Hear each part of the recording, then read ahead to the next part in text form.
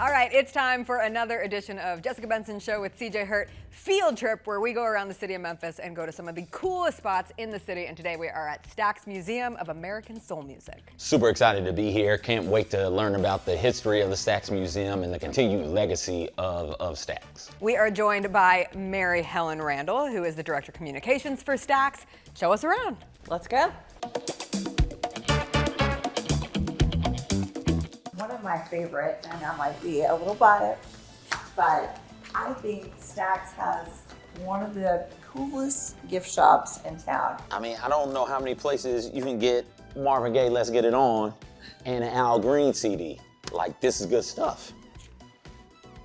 When's the last time I bought a CD? This might make me buy some CDs. Best of James Brown, best of Ray Charles, Memphis Gospel Princess, Carla Oh, Thomas. shout out. Johnny Taylor, that's my guy right there. Hello, may I speak to?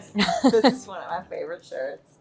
Is that Barbara and Shirley? Yeah, We're going woman to woman. woman to woman. I love it. So, Ernest Withers took all of these?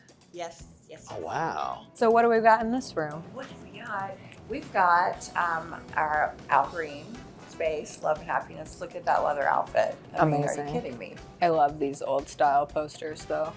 They're so cool. Every year at Stax, the musicians or the artists that work here got a special gift at Christmas time, and this was one that Deanie Parker picked out herself. She was the director of publicity, and she's instrumental in founding Soulsville Foundation and getting this up and running. So that's the tea set. We just polished it. So it's nice. Nice and shiny. Nice. That's Have my a favorite. soulful Yule. That's my favorite Stax album of all time. The Stax Christmas album is my favorite You Stax took it album. in our draft. Did I take the whole Great. album? I know I took You a took a song. song off I of took the a song. album. Santa Claus Wants Some Loving, man. That's my jam, dog. What do the lonely do? What do they do? What do they do? I love it. They agree. It's the best Christmas on record. Come on, man. 1973. So that is a costume from Soul Brothers, and it's very much reminiscent of, what does it remind you of? Michael Jackson. And the Beatles. Oh. Beatles. So I think the Beatles started it. Michael picked it up after Soul Brothers did. So, yeah. Do you think I could wear those horseback riding? The boots, not the jacket. I think you should wear the whole thing. I think I should Horseback wear. ride. No, I want to wear this. That's I want to it. wear this Rufus Thomas getup. Hot pink, as you would expect from a character like Rufus Thomas, the world's oldest teenager, funkiest man alive. This is his outfit that he wore to Watt Stax when he famously walked up on stage and said, "Ain't I'm clean." He was. He boy. was. He absolutely I love the was. ram necklace. That is.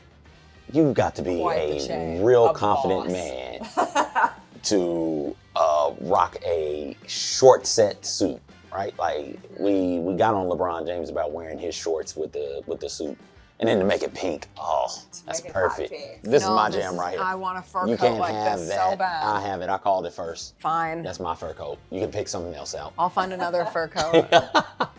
So with the documentary that was released earlier this year about Stax Museum, have you guys seen more interest in folks coming through? We absolutely have. We've seen a lot more interest online. We have a giant spike in our web traffic, so that was great for everybody.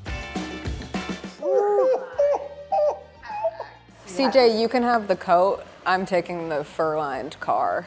Thank you. Make sure you put the right gas in it. I never consider myself a car person, and then I see a car like that, and I think I could be. It's the color, the detailing, the gold. Can you imagine spilling something in Isaac Hayes' Cadillac, how mad he'd be? If you got anything on that fur, Oh my gosh. He'd probably stop talking to you. I would stop talking to you. Which guitar you want, Jessica? which guitar do I want? Yes. What do you I'll let you think? pick. The pink one? That's ZZ Tops. Oh, that is a crazy telephone. No female could resist a caller on the Black Moses promotional telephone. Woo. Do we call this the most bad MFer Academy Award to ever exist? I think so. Even with the increased attention from the documentary, do you find that there's a general association of Stax with Memphis? Like more and more people continue to understand the history of Stax and are like, oh, that's Memphis. I think the documentary helped an extraordinary amount with that. But yeah, I mean, we're a music city, so when people come here, they want the full music experience. And, you know, we have so many people coming in from all over the world, so that's super exciting. And I do very much think that just as much as Graceland and, you know, the Sun and all this is very much part of that Memphis music overall experience. One of the cool things about Stax is that it was more than just like a record label. They were activists in the community. When you think about Stax's role as a civil rights sort of, or Stax's role in the civil rights movement, do you think that we do a good enough job telling that part of the story as well? Sure. I think, again, we start to throw it back to the documentary, they really leaned into that part of the story. But also, if our guests take a minute and, you know, watch the movie, we do introduce all of that. And it's amazingly edited because we got a ton of information in that, you know, 11 and a half, 12 minutes. So yeah, that's a big part of the story. So this is our famous Hall of Records. Oh, wow. They got one of the Grammys. That's one of the Grammys. So this was for the Written in Their Soul Stax Songwriter Demos box set. And this year it won 2 Grammys for Best Liner Notes, and that was a partnership with Robert Gordon and Deanie Parker. I know what this is. Okay. This is what I do. Tell me, you give me a list. This is a board. Does this look like your board? Yes, you joke. Yes and no. Absolutely. It's not as big. It's not as many buttons, but it is absolutely a board. I bet we could plug this into the studio and run the show. There go the knobs. I'm leaning. I shouldn't touch anything. It's instinct. Like I want to touch the board and run the board. So this was Isaac's original desk. It was custom made for him, custom leather chair, and you can just imagine. It's got his Black Panther, the red phone. And there's a photo of him sitting in it back in the day. I get the desk. That chair is wild. It's hard to decide between Mabel John's gold lame and Deanie Parker's original prom dress that she wore to her high school proms. This is a picture of her in it back in the day. Look how tiny that is. Oh my gosh. Yeah. At Hamilton High School. It's about time we bring fringe back. I'm surprised it hasn't come Me too. back. Bell bottoms are back. Are they back Yeah, all the way? wide leg but they're pants not- are back. I they're wouldn't not- say are they- full bell bottoms. So, but wide leg is back. Yeah. Wide You got leg a little with that? fringe. Like, come on, man. Fringe got to come back. Oh, this is Soul Train dance. No, it's not. Well, I mean, That's what we call it. it is now. It is now. It is at this moment. I feel like they were doing this in the 70s. Like, Yeah, there's a what lot was of. Yeah, there was a lot of that stuff going on. Were they doing the monkey? Is that only in Johnny Bravo? Yeah.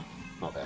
It's less cool, It is. you know. It is. This is cool in here. This is Hooper's Chapel, and this was brought here piece by piece from Duncan, Mississippi, and this was Deanie Parker's doing. This was her family church. This has been so much fun. This was amazing. Thank you. Thank you. This was so special. It's such a wonderful museum. You guys do an awesome job.